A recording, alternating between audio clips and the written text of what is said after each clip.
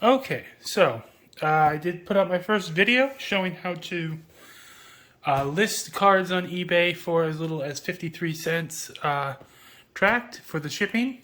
And in this video, I will be showing you how to package those cards so that they ship correctly and you don't get them back in the mail and you have satisfied customers. If you didn't see in the first video, I've been doing this for a while. I have 99.9% feedback on 1,800 sold feedback. Almost all the cards I've sold have shipped this way. So, the first thing we're going to need to do is gather up our supplies. So, in order to ship this way, the way I ship at least, now other people will do this differently. You're going to need your cards, of course. I brought some different ones here to show. As far as what you can ship in the amounts, I did want to show that as well. So you can ship, I usually just ship one card at the 53 cent level, either a 20 or 35 point in the standard top loader. You can ship 2 cards or a thicker card in the, what I use is up to 75 point top loader, such as the Obsidian here, the Chase Claypool rookie. Now, the reason you need to put, it doesn't weigh over an ounce, but the reason you need to put more postage on this is it will sometimes get rejected as, with the thicker top loader, it's not flexible enough, they say. So they will want the extra 20 cents. As well as anytime you send anything over the standard top loader. Because the top loader does have enough flexibility, they say, that you can ship that with the 1 ounce rate, but the 2 ounce rate you're going to want for anything that's not flexible. You may also want to put non-machinable on the front. In my experience, that doesn't really help, so I don't bother to do it. You can ship up to 2 regular cards in the 75 point. So if you get 2 orders to go into the same place, it's very nice to just put them in here. Otherwise, you'll want to put 93 cents on if you put 2 back-to-back in regular top loaders. And if you ship with a 130 point top loader, like I have here, which is still thicker yet, this is the maximum size you're going to want to use for this process or this way of shipping. You can fit up to 4 cards, 4 regular cards in that. Like I have here, they would all 4 fit in there, and you could ship them all then in one envelope for 93 cents tracked. As you can see with the standard top loaders, they're too thick to fit the 1/4 inch guideline. You can, if you want to, you don't have, this is the preferred method, is just put 1 thick. You can, if you still want to get under that 93 cents, go ahead and remove the top loaders for the middle 2 cards and sandwich them in between 2 top loaded cards. And then you can go ahead and put them in a team bag. Now, I'm just going to demonstrate the other things that we need then. So you have your cards. You're also going to need some regular, just invisible tape, scissors, team bag, very, very important, painter's tape. Do not use regular tape around your cards. Buyers do not like it. People will very much appreciate you using painting tape or painter's tape. Just a regular number 10 envelope. Now you will see things marketed for cardboard jacket envelopes that are, I do not recommend using them. They are stiffer. They say they're going to provide more protection. Let me tell you, these top loaders are very tough. Anything that this is not going to protect your card from, like, I'm really giving out the business there. The additional millimeter of cardboard is not going to protect it from. They're just adding weight, so you're going to have to spend more on shipping. And they also, when you put, the reason I also use number 10 envelopes rather than any other size or any other configuration is, this is what all of the mail is going through. Putting this in and leaving these, putting these centered, we'll get to that in a minute, will ensure that they sort. You want them to sort through the machines standardly, so they don't get caught in the machine. That ruins the cards sometimes, or they fall out and never reach their destination. The way we're going to do this also ensures that they get scanned the most often, so you don't lose your items in shipping. The paper jackets, when I use them, got delivered, or the cardboard jackets, sorry, got delivered less often and cost me a lot more money. And yeah, there was no advantage to them that I saw. They are out there. eBay markets them. Some other places market them.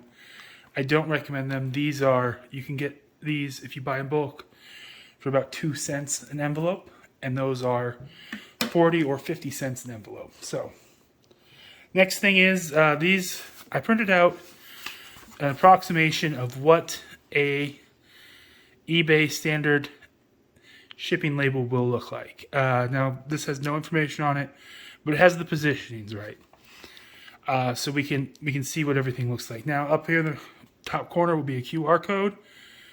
This is what's important, is this area here. That is what they actually scan for the tracking and everything. So that needs to be in the correct position and needs to be visible.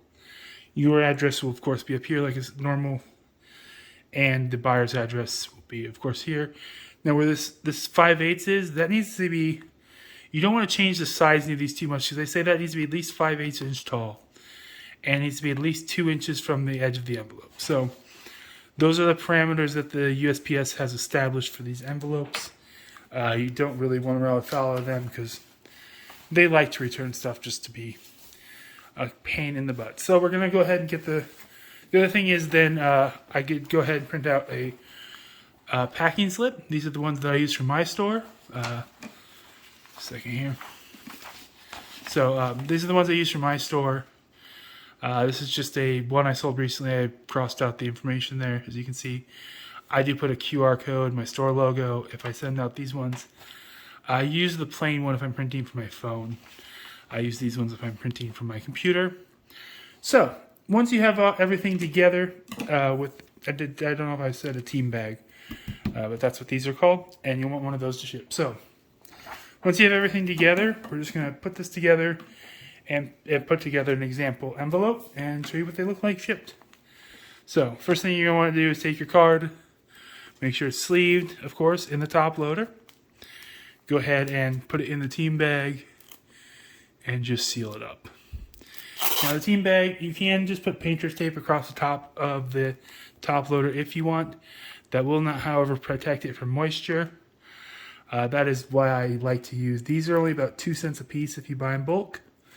So it's worth it to get the extra moisture protection and not have to put the painter's tape on. People just prefer it. It looks better all around. It's just a better option, I think. And like I said, it's only about 2 cents if you buy these in bulk. So, you want to then just put it, like this is on the reverse side of this, is what I do. So I just put it here on the bottom. Go take a piece of painter's tape. I'm going to do this off camera because it's slightly easier to get that peeled off. And I'm just going to cut off a piece about 1 inch long or so. And then I'm going to put that, make sure this is affixed pretty close to the bottom here, because you don't have a whole lot of area extra. You have more with these than with the thicker top loaders, but you're going to go ahead and center that, because you want this to sit as centered in the envelope as possible to ensure both the card doesn't get damaged and that it sorts properly in the machines. So just go ahead and put those there. And now the card, once we fold this, is not going to move in shipping. So, you just go ahead and tri-fold this up around the card.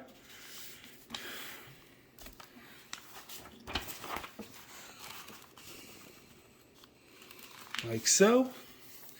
So this is what they will see when they pull it out of the envelope. Obviously this will not be crossed out. Sorry, I took it off camera there. But when they pull it out of the envelope, this is what they'll see. And they'll have the information on the card, what they paid, and everything will be there. Okay, so now you want to take, and I'll probably cut this out during editing, but you'll just want to cut this out. Now, the important thing when you're cutting this out is you're not going to want to cut directly on the black lines.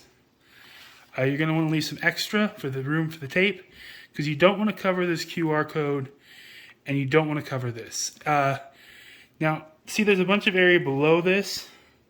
You are going to want to cut just below the buyer's address to make sure it fits on the envelope. This turned out smaller than the actual label will. The actual label you will need to cut below the buyer's address, or you're going to run out of room for tape if you want to secure this easily and have plenty of room. So I'm going to go ahead and cut this out. Okay, so once you're done, you're going to end up with a label that looks something like this.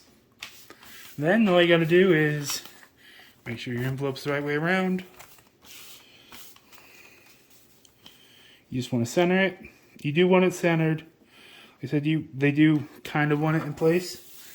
But then just take your clear tape, and we're just going to go around, and we're just going to do all 4 edges.